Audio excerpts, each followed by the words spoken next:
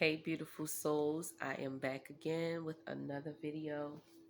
So I wanted to share with you a a tiny testimony. So in my own sin, I found God. I was lustful, drunken, I was broken, looking for who God is, which is love. I was looking for love. Even though I exuded love regardless, like I don't know how, I just know that it's love. It's just me. And I had made a bed and I had to lay in it. And I laid in it so long that I had got bed sores. And I'm not afraid of that. I mean, it was fun temporarily. Because, when you sin, it feels fun. It feels like ecstasy and you like it, but only to find out that there's always forever consequences behind our sins. It's like having to share a part of myself. I have to forever share a part of myself, right? Because of decisions I made, and doing this, at least my light is not dim though. God saved me when I had no faith in saving myself. This is the consequence of sin, but God gets the glory in all of this. I can't stand being so stuffy, y'all, right now. Let me tell you how we blame the devil and God for our own conscious decisions. It's either life or death. I did this to myself, and God did this for himself. Save me. Allow me to sit in the consequence and learn from my decision and make better decisions. You don't go with the flow if it doesn't flow with God. Never go with the flow. Going with the flow was leading me down destruction. Don't let your flesh lead you down the wrong path. It is easy to sin. The trick is the temporary pleasure that you feel. That's the trick of the enemy. What's forever is the consequence. So, what I mean by the sin, that there's so many different sins, and there's no sin greater than the other. That's why, like, even when I know somebody else doing something wrong, I don't talk about them like I'm better, because we all sin every day.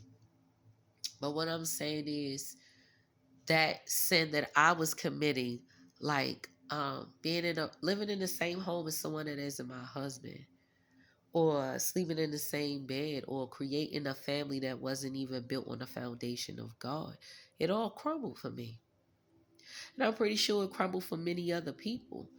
That's why I don't like to pretend. I never liked nobody calling me their wife if I wasn't really their wife, if I wasn't even ordained before God in front, if we didn't do it before God. I never liked the idea of be called the wifey. I never liked the word baby daddy, baby mom. These are all labels. These are all titles that people glorify. I don't glorify that crap. What I can say that, and me making a decision, even though I was so innocent, I was very loving and carefree coming into it. But even though I was seeking God in the beginning of it, I do see how, like, when you are following Christ and you are landing on your path, and then we see somebody or something that we like, not knowing if that person worships God or not. But you can tell if they do by the things that they do. And I wasn't looking at that. Not saying that God cannot save this person, because some of these, the person I'm speaking of, I'm not going to say their name, but I am talking about a particular person because that person ties into what I'm saying right now. But what I'm saying about that person is, like, the same way I was saved, so can they be. Maybe they are being saved right now. I don't know. I'm on my own now, you know. But what I can speak of when I mention that person is that we both went into something with eyes of just looking at flesh and not testing the spirit. By me not testing the spirit, and I was led down a dark path. I remember reading in my writings when I say, Lord, I could feel something has came over me. I don't know what it was. But at that moment, when I was reading those words, it took me back to when I wrote it. It took me back to that feeling I was feeling. It was like a dark cloud. I couldn't explain what it was. I couldn't even see it because I didn't have the eyes I have now. But I felt it. I always could read energy. I've always been great with reading energy. But the thing about it is that it wasn't as great as it is now, because sometimes somebody can give off that, like, it's if there's something they're not, and then when the mask comes off, then you find out the truth, then you read the actual energy that's there. So that's why I say my discernment was off. And when I think about having to lay in that bed, I used to weep for years thinking I did something wrong, even though it was a mistake, meaning not knowing. So that is a mistake. That's being ignorant because you didn't know. Um, Over time, even before I got on this awakening, because I've been on this journey, but the actual awakening, the actual death of the ego, excuse me, death of the ego I experienced 6 months ago when I decided to not operate in my ego no more, let go of control.